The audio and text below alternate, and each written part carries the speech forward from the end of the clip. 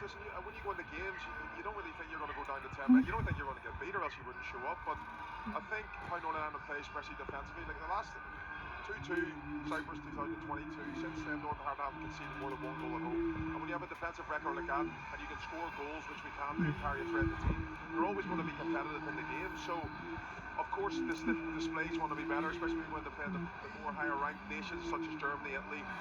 But for me, Luxembourg's the most important game for us in the World Cup qualifiers. You've got to win your first game. So, of course, there's always things to learn on, but you've got to win games of football. You've got to win 3 points, and for us, hopefully we can take the positives tonight and move forward. Luxembourg's huge, isn't it, Stuart? It is huge, and I don't really think whatever happened in these games will affect going forward anyway, but it builds a bit of momentum. But I think for Michael, he'll have learned a lot. But going into them games, it's a clean slate. You're joining you're entering a World Cup qualifying campaign, and it's a clean slate then. But he'll have learned. I think back to whenever we were successful back in 2016, and we were hard to beat. We were really, really hard to beat, and we knew what we were good at. And I see similarities in this team. I think there's a lot of legs. There's a lot more legs in this team, and a lot more youthfulness. But certainly a similarity in terms of being really, really hard to beat. And as I said before, the attack and third will come. Okay, let's get some reaction. Nicola McCarthy is with Daniel Ballard. Dan, congratulations. A hard-fought win, especially after going down to 10. Yeah, I think that made it difficult, of course. I think we had a really slow start to the game. I thought we was quite poor on the ball, and I think we were surprised we went in 1-0 at half-time, and then made it difficult for ourselves again in the second half. But I felt really comfortable back there. I didn't feel like they were ever going to score, so I think it was a good defensive display from us. You mentioned that slow start. It was slow to get going, but that said, also Pearce didn't have much to do.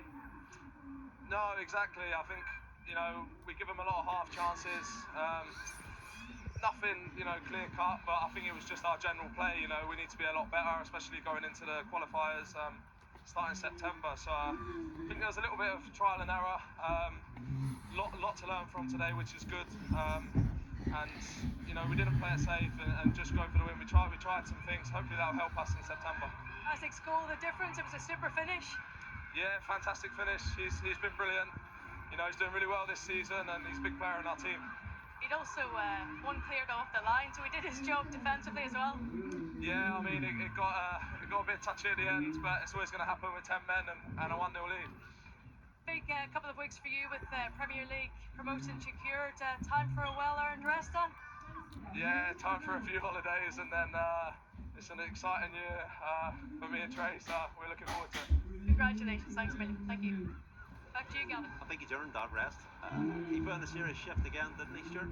He did, yeah, and I looked at Michael late on in the game. Daniel came over for a drink, and Michael gave him a high five, and he knows what he put himself through there.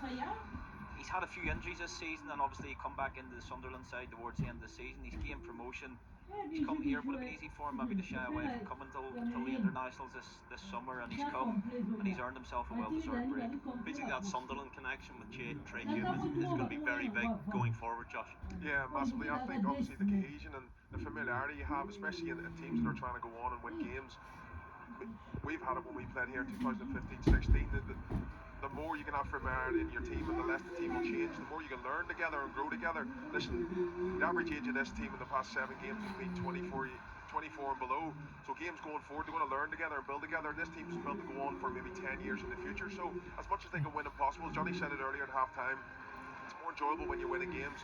So it's not just Trey and Dan, but the more partnerships you can get all over the pitch, even better for Northern Ireland going forward. Does the foundation have to be at the back? Because a lot of those key players, those big names, are within that back line. They are, and ultimately, look, this is Northern Ireland, but when you're never going to go and dominate games the way the bigger nations do, and that's just how it is. And we've always built our culture and built our success on having a good foundation. Michael has got that in this team. I keep going back to it. I keep saying the final third will hopefully come, but they're really, really hard to beat, and they've got a bit of quality as well. We go back to Isaac Price. He didn't do nothing within the game tonight, but he's done 2 things that have got the win. He scored the goal and he's cleared the ball off the line. So he's in the team because he